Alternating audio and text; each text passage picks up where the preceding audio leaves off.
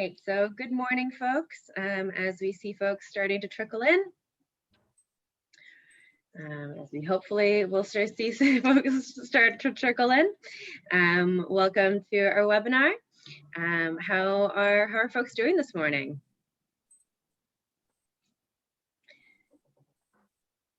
Sarah, Sharon, how's the weather? Oh, it's hot over here, and I've discovered this really interesting thing.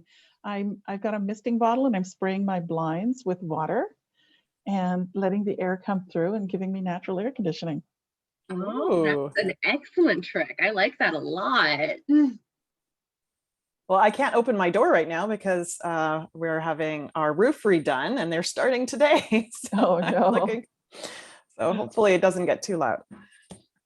Oh, it'll be warm for them on the roof. Oh, yeah, boy. yeah. Well, it's a little bit less warm than Sunday though. Supposed to hit like 38 degrees next week. I am not prepared. Diana, you've moved. I have obtained a nicer background. Yes. Which will take us moving in the era that we are in. Okay, sweet. Well, it's been a couple of minutes. We've got folks again sort of trickling in, and they can continue to trickle in as we get going. But we can just go ahead and get started if that's okay with the both of you. Sweet. Hello, everybody. I'm Diana. I'm the administrative assistant for the office. I'm going to be sort of facilitating this session today. As you can see, as we're waiting for everybody to arrive, we've got our welcome slide up. Welcome to this webinar.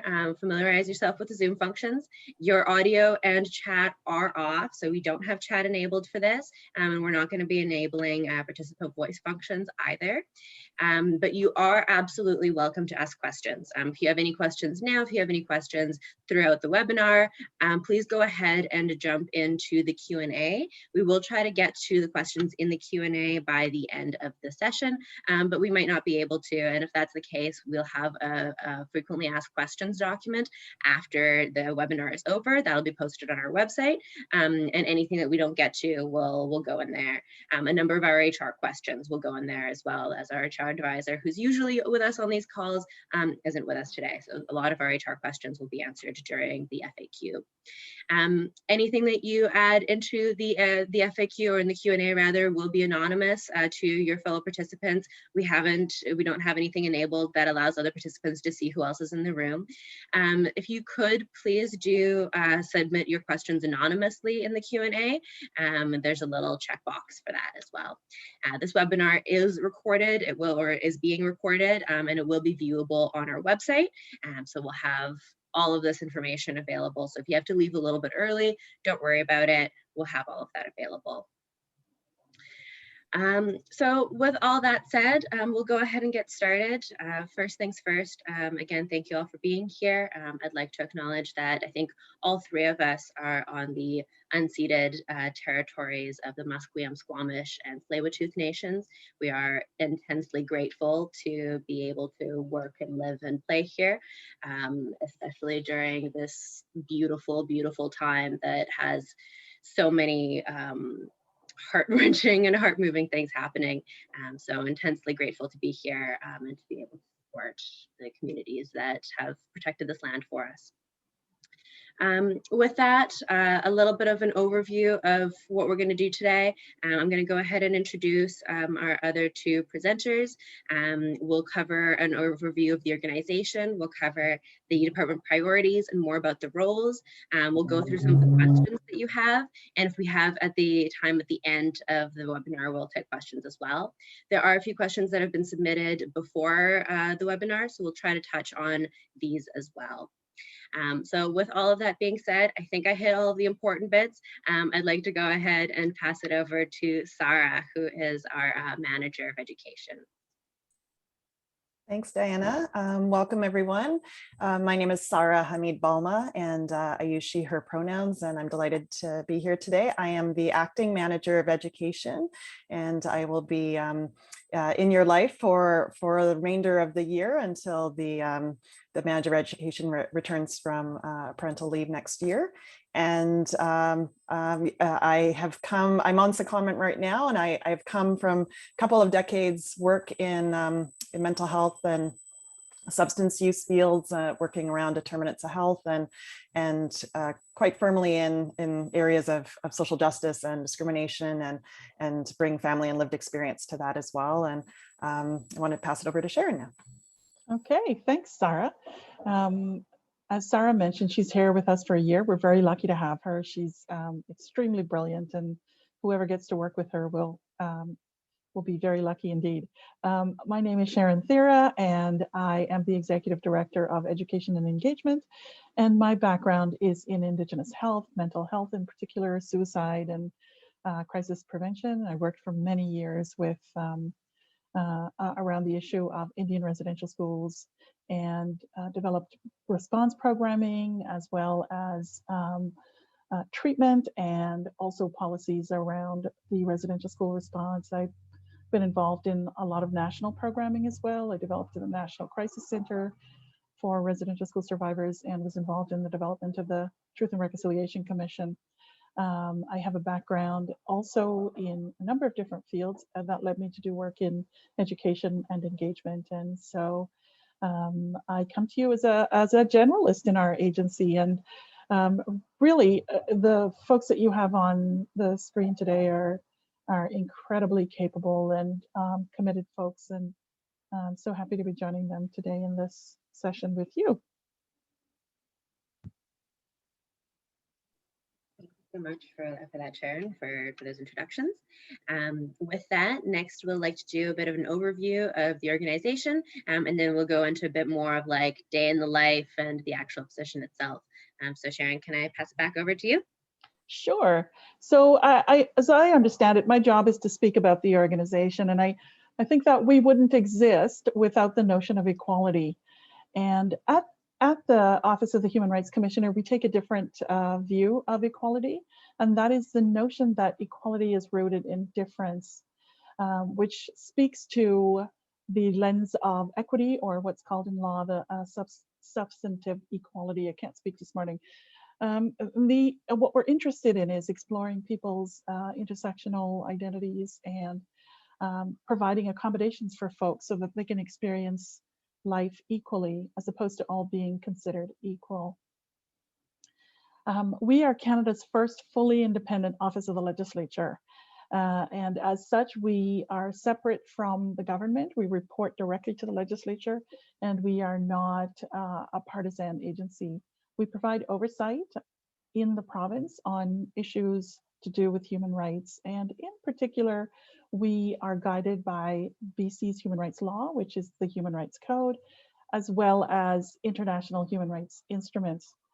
Our office is here to protect and promote human rights, and education plays a huge role in that. And I think it's one of the key roles in the organization.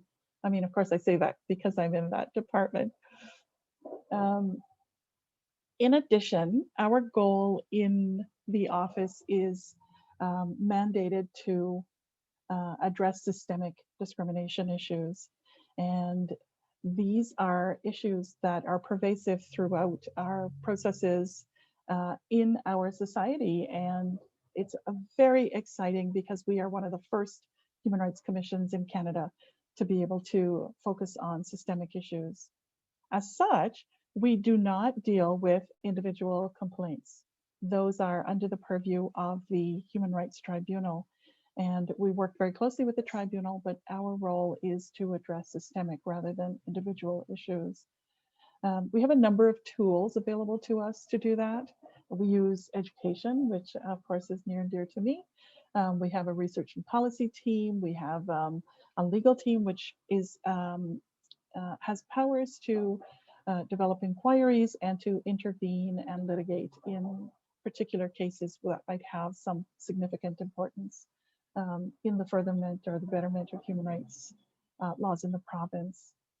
We have several strategic priorities. There are 5 of them. Of course, the first one is focused on discrimination itself, and that's discrimination is covered under the code. As well, we are firmly planted in the lands that are owned by Indigenous peoples, and so decolonization is one of our strategic priorities as well. Our office has taken the view that we need to focus on those who are most marginalized. And so one of our priorities is around detention, both under the Criminal Code and also under the Mental Health Act. In addition, we are, of course, looking to the rise of hate and white supremacy, and also social condition or poverty. So those are our 5 strategic priorities: discrimination, decolonization, detention, and hate and poverty.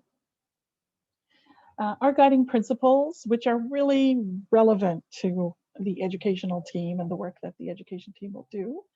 I see these ones in particular as crucial. We've got a number of them, but these ones I think are really key. And one of those is that we move at the speed of trust. And so when we're developing materials, we have to make sure that we are moving in the direction and with the right materials and with the right tone that communities will find useful. Our materials have to be accessible. That is in terms of the ability to get to the materials, but also in the way that people use materials. So are they readable? Are they useful for everyone in the province who needs to have access to them? So that's a key principle that we have adopted in the education team. And of course, we use decolonized and culturally appropriate approaches. This is part of the fun of working in the education team. We get to throw ideas around, new ways of doing education work. And as we add more people to the team, I think that those will just increase, those opportunities will increase.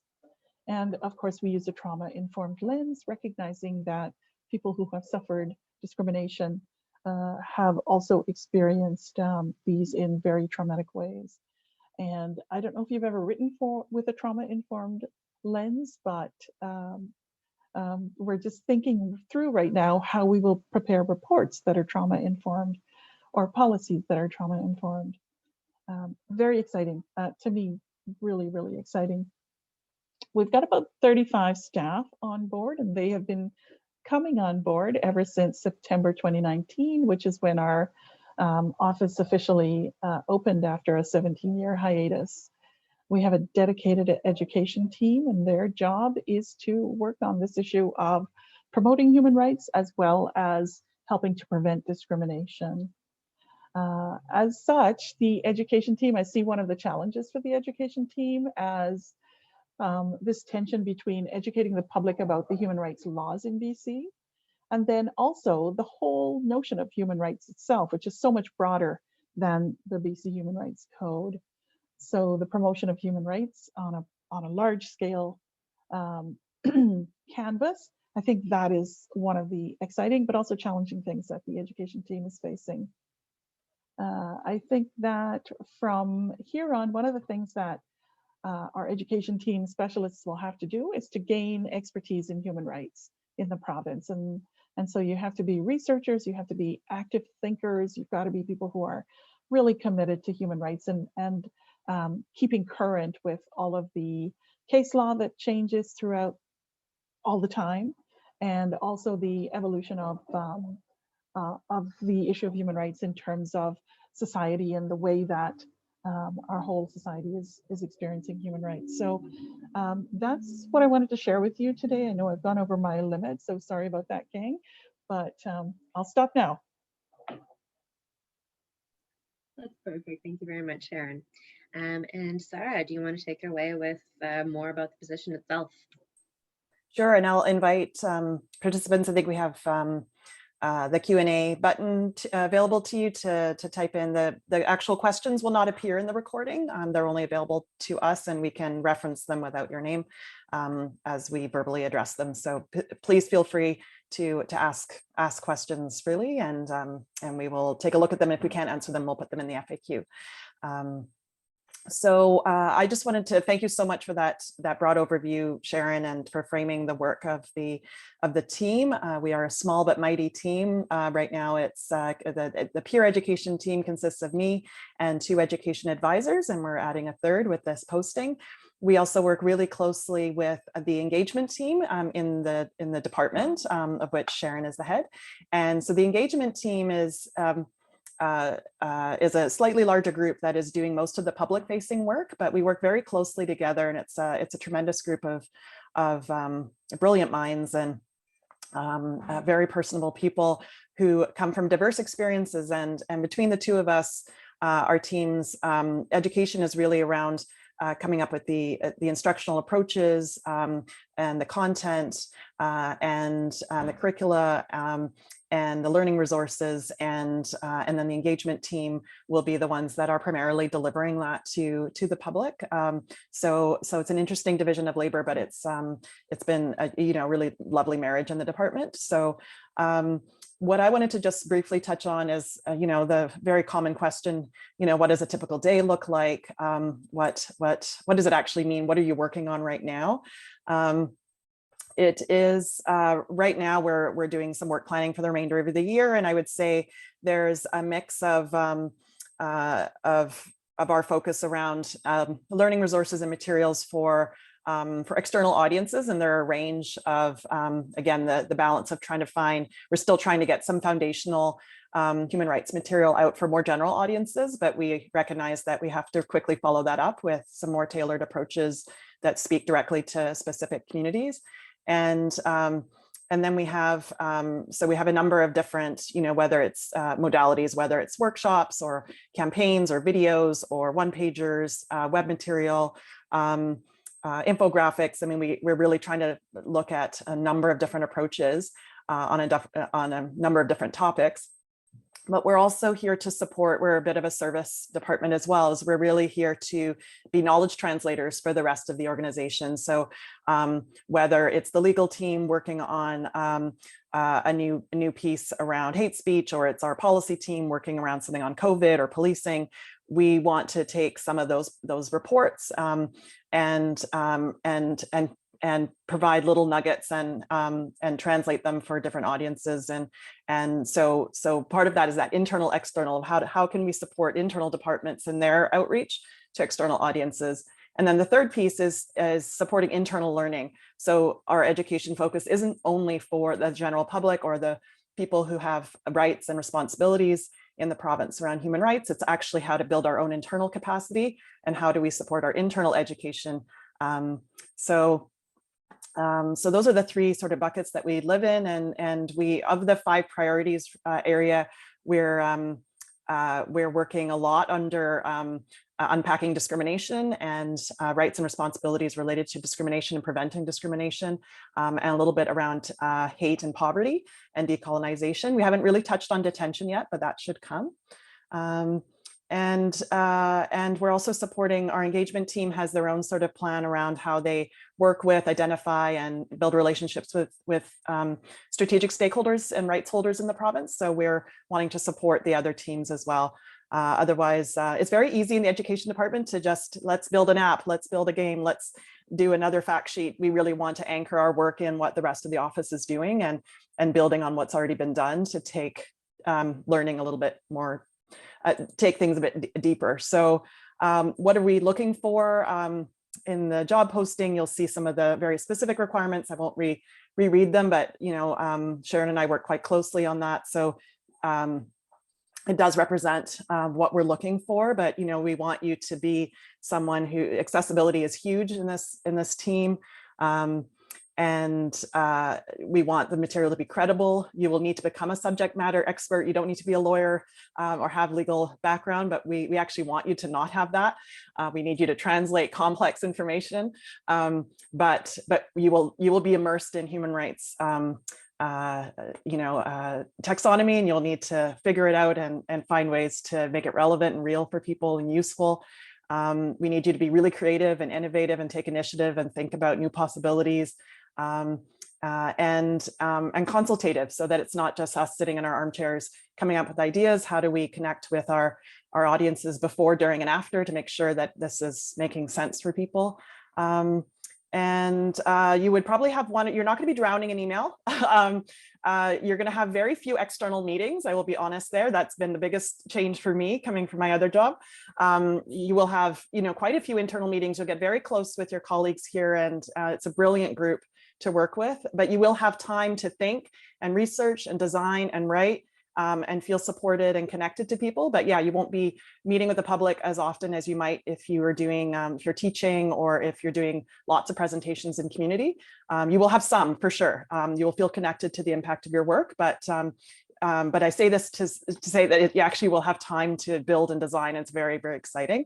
You'll probably have one or two big projects that you will get to really lead, and then a lot of responsiveness to things that just come up because of pandemics or because of the rise of white supremacy or because of horrible or wonderful things that are happening that we can support. We are, just to mention that because we're new, there are two other dynamics to be just briefly aware of, and then we can open it for questions. We're new. The office, as Sharon said, it started in the fall of 2019, but it was a group of, single-digit folks, and now it is really ballooned into, over 30 staff, and we're still figuring out how to design processes and figure it out because we've grown so fast and we needed to. So there is uncertainty, there is shifts and mistakes, and we're bumbling around trying to figure out what makes sense with our growing teams and with changing processes and people's roles changing. But it's exciting. And the fact is that people are very open to feedback and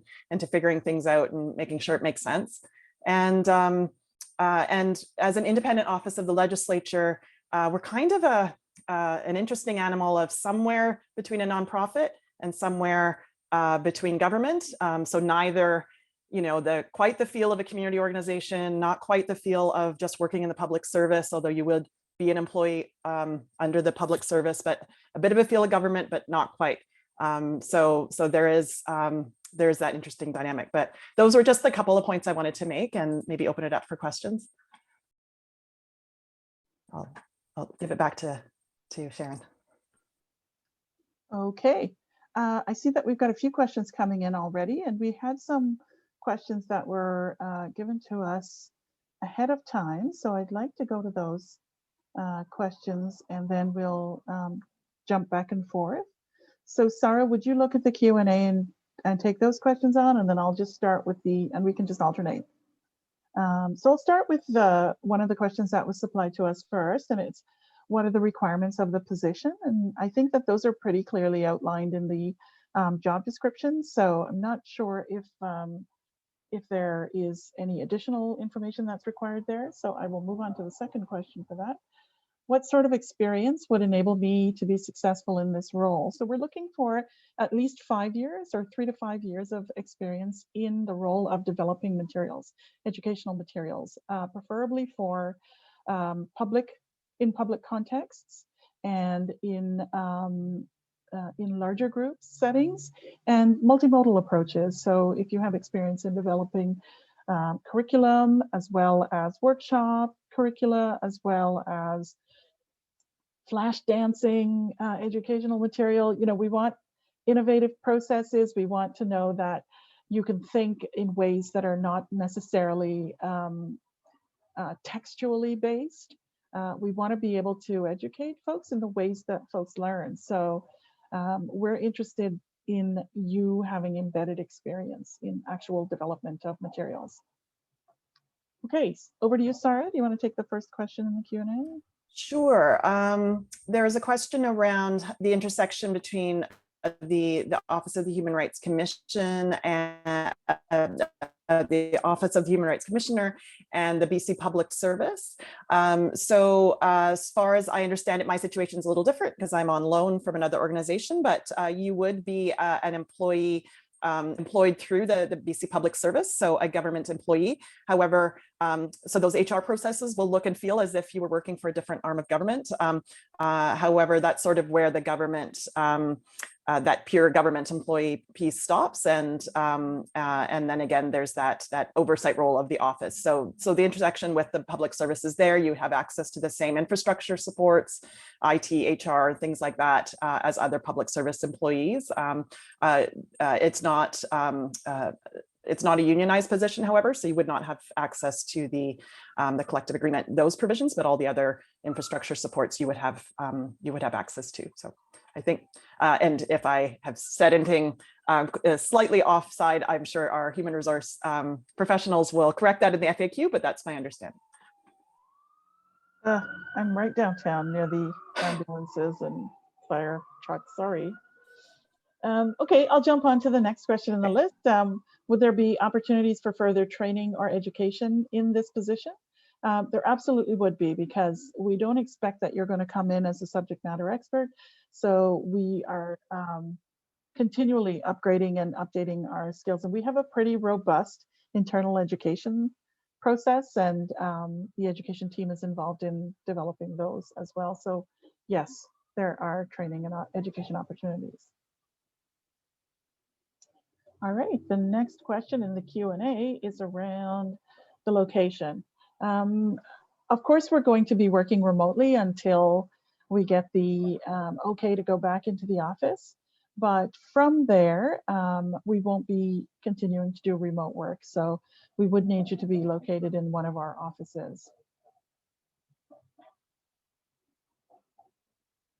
Sarah, do you want to take one from the preloaded questions? Yes, this is a really good question because I haven't touched on it yet. And that is a little bit about the next steps in the process, just around, what will happen. You know, you have your traditional cover letter, resume, and deadlines around that. But there will be a few steps, and this will also relate to the question around the start date of the position. So I might be able to cover both of those off a little bit. So there will be a few steps to the recruitment process. So after the initial applications and the screening there to the job requirements, there will be a written assignment. But again, it'll be very creative in the sense of affording applicants different opportunities to submit some thinking in advance to a series of questions to show how you would apply your amazing brains to a human rights education scenario. And then from that pool, we will narrow it down for interviews and then the various screenings and other things that happen at the very end. So there will be lots of opportunity for questions, for accommodations if and as you need them through the process. And so I think we'd anticipate, because that will take a couple months, that this would be probably an early fall start date. But of course, it will entirely depend on the individual and exactly how the dates line up. Great, thank you. We've got a question about men, how many men we have on board in the organization. I haven't actually counted, but the number of men are equal to the commensurate with the number of men that apply in our competitions. And I'll let you know that for some reason in our field, there does tend to be more women in the field that have been doing this work for a long time. And so we actually have a whole process designed to look at our recruitment processes to make sure that we are being equitable in all of our recruitment processes. And so we are sure to include people of all gender identities, regardless of whether they're male identified or not. And so we're cognizant of being able to hire people regardless of how they identify. All right. Yes, and we have non-binary staff as well, and our education team right now has a good mix of people with really diverse backgrounds. So another question, really good questions, is around this is more, I guess, theoretical, but thinking about how education might have changed in the wake of the pandemic. Now, I joined the office while the pandemic was happening. So I don't know if Sharon would have seen anything before, since she started before me and before COVID had hit. For sure, we know that human rights in a range of, from privacy to hate to a whole range of rights and responsibilities shift during emergencies and during crises. including pandemics. And we are absolutely, that has informed and infused every department in the organization in terms of how it changed things, how it will change things forever, as well as how it's what we're learning as a result of what's been happening in BC and globally. So yeah, absolutely. Too numerous to explain all the ways that it has changed human rights in many good ways, in terms of surfacing a lot of things that maybe had been underground for a long time, and enabling us to have some very frank conversations. So it is a very exciting time. As hard as it is to see human rights in the news as much as it is, in terms of all the harms that we see, it's been very exciting to see people talking about race and sex and disability and class and age and rights and responsibilities and respect. And it's been very, it fills me with a lot of hope to actually see that we can do something. All right, and then we've got a question about pedagogy and our philosophy of education. So this is something that anyone who joins our team will be excited about, because we are extremely theoretical in our approach. That doesn't mean that we don't create things, but we do have a solid background in terms of what we rely on. And the first comment I would have is that we don't take a pedagogical approach, we take an andragogical one, in that we're interested in adult learning as well as the learning of people who are younger, who are considered in that youth category. And we're struggling with those categories as well, just so you know. But the approaches we take involve a number of different learning theories.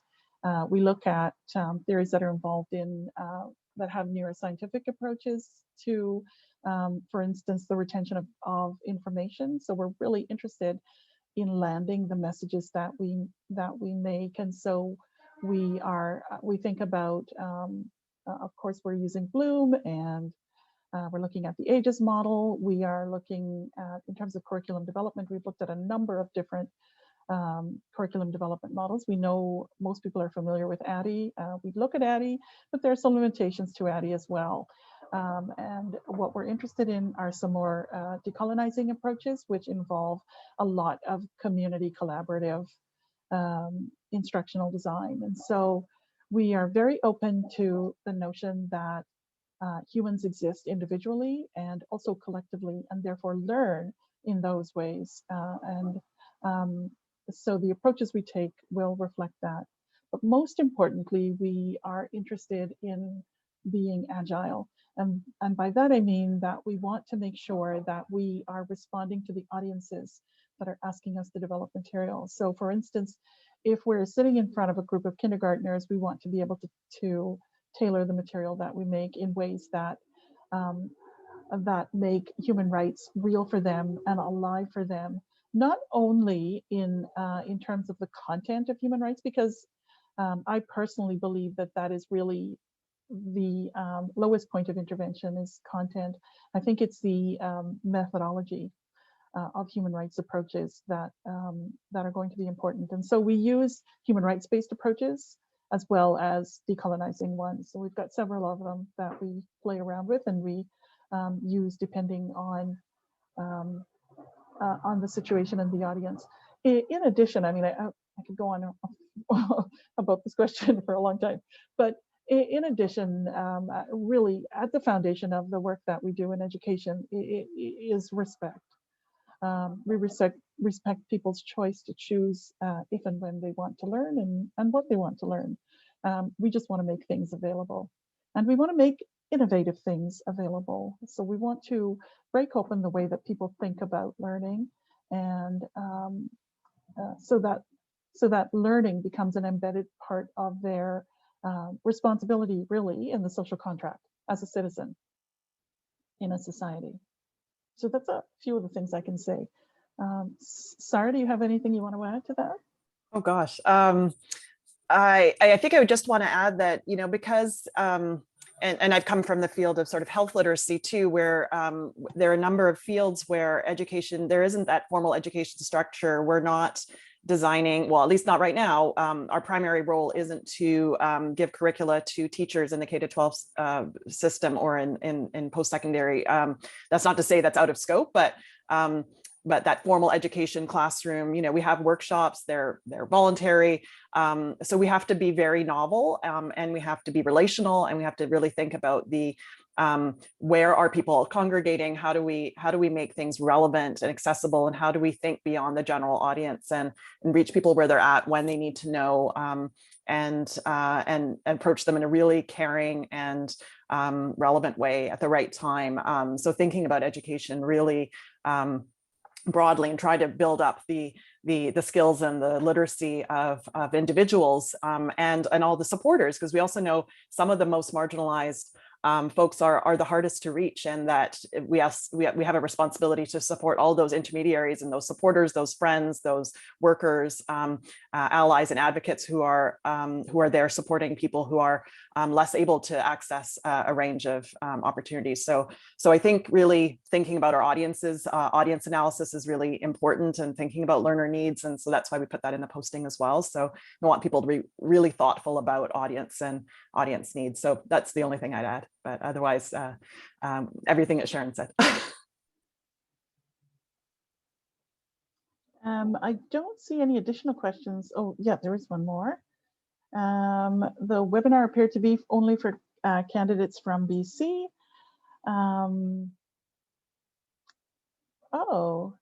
I don't know about that, but we'll check into that. Of course, we are hiring here in BC, and so that could be part of the issue, but thanks for pointing that out to us. We'll take a look at why that didn't work for you. We often have folks from out of province joining, so that must be a glitch. Yeah. All right. Sorry, did I cut you off? No, that's okay. That's all the questions we've received so far. We have a little bit of time left, so I'll leave it open for just a couple minutes in case anybody has any burning questions that they'd like to pitch in. But have any of those questions sparked anything for either of you that you'd like to address, or any thoughts that you'd like to raise? I did notice that one of the earlier questions was about how we determine the work locations, and it's really based on where we have offices. We don't have offices per se, but where we have regional representation. And so the Vancouver office is where the main office is for the Office of the Human Rights Commissioner. But in Kelowna and Prince George, we have staff located, and it would be nice to hire additional folks there so that those folks could have, you know, the camaraderie that comes with working together with a group of people. Well, we've gotten one more question about what are your views about how trauma healing can successfully occur? That's a large question. I'll pass it over to either of you. So Sarah and I both have backgrounds in mental health, and I have a lot of views about trauma healing. I don't think it's exclusive, and I actually, I forgot to mention that a part of what we do is, I did mention that we focus on systemic issues, and that means that we also question the way that we put together information. We question the limits of our methodologies, and we question the limits of the processes that we're involved in. And right now, trauma-informed practice is one of the ones that I'm questioning, because of course it started off in terms of dealing with individuals and the notion of insight-based and individual-based talk therapy and analysis. And I'm really interested in group healing processes and how collectives heal and how identity is played out in collective settings. And so the healing of trauma is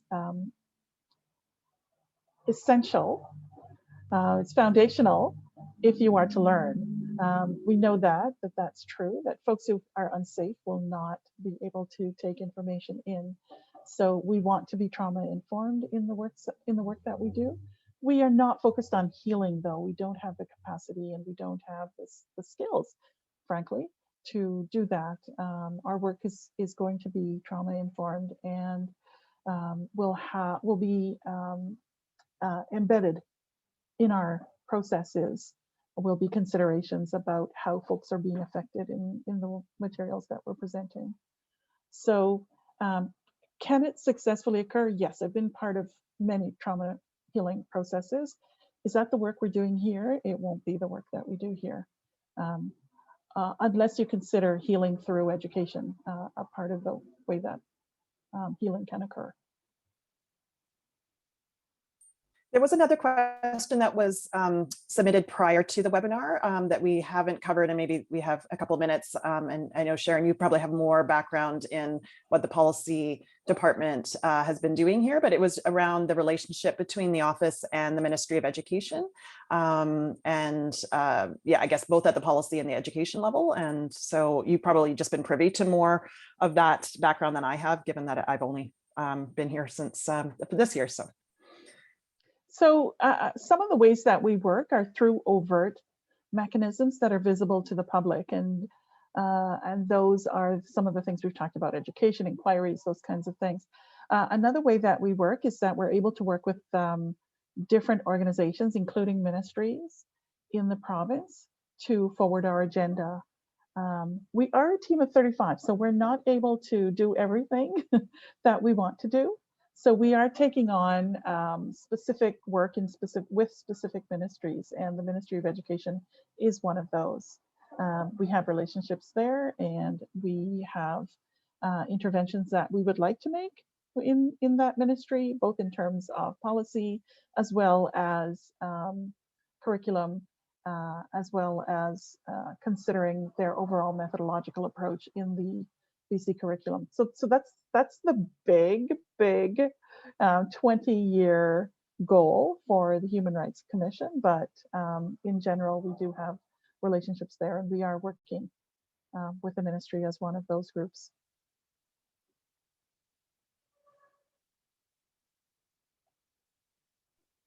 Okay, and that brings us pretty close to the time for this webinar. So I'll hand it over to either one of you or both of you for any closing thoughts or closing statements. I see there's one more question that's popped into the chat, and we'll go ahead and address that in our FAQ. Is there anything else that either of you would like to say to wrap up? I'm just reading the question.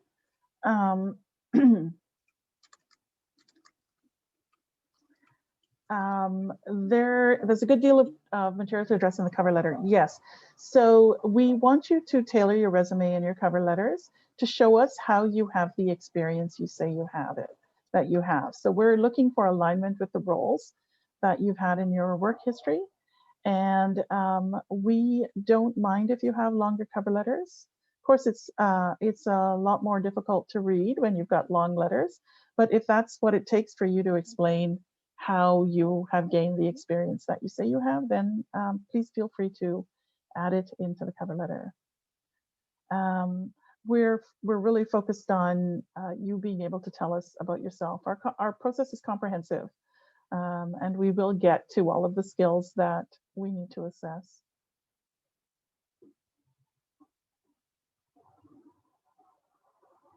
All right, and I think that you can all see the webinar, and I won't speak to the number of attendees in the webinar. Thank you. And any last thoughts, Sarah?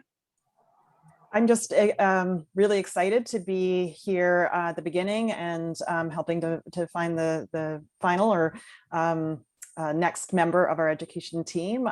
It's been just a joy so far to work with our existing team, and we have so many ideas and plans, and yeah, growing our capacities. It's going to be amazing. So it's really around finding the right match, and we've designed the posting, we've crafted it just slightly differently than we did a year ago to hopefully find that that right third member. Beautiful. Again, thank you everybody for joining. As we said, we'll go ahead and add things to our Q&A after the fact, and we will be posting a copy of this on the website as well shortly when possible. So if you want to rewatch any part of it, or if you're just joining us after the fact, thank you to you as well. Have a lovely, Wednesday? Have a lovely Wednesday afternoon. And if you have any more questions, please do reach out to the email address on the posting. All right, thanks everyone. Bye. Thanks everyone.